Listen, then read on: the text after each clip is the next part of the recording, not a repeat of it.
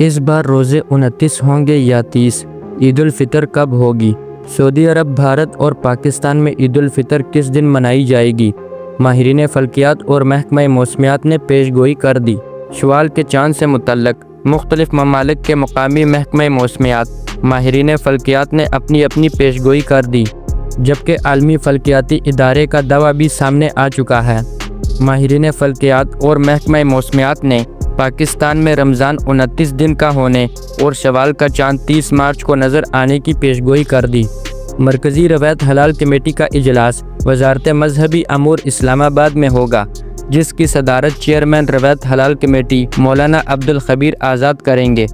कराची में शवाल का चाँद देखने के लिए इतवार को जोनल रवायत हलाल कमेटी का इजलास महकमा मौसमियात के दफ्तर में होगा।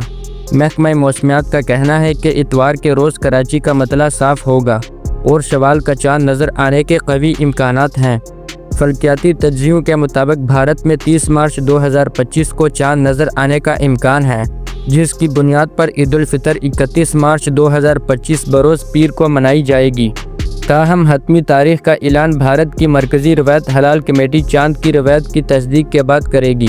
सऊदी माहिरीन फल्कियात की नई पेशगोई सामने आई है, जिसमें इम्कान ज़ाहिर किया गया है कि सऊदी अरब में शवाल का चाँद हफ्ता 29 रमज़ानुल मुबारक को नज़र आ सकता है और ईद उल फितर इतवार 30 मार्च को होने का इम्कान है। अरब मीडिया ने सऊदी माहिरीन फल्कियात की पेशगोई को रिपोर्ट करते हुए कहा है कि हफ्ता 29 रमज़ान को दिन 2 बजे नए चाँद की पैदाइश होगी और सूरज गुरूब होने के बाद 8 मिनट तक देखा जा सकेगा।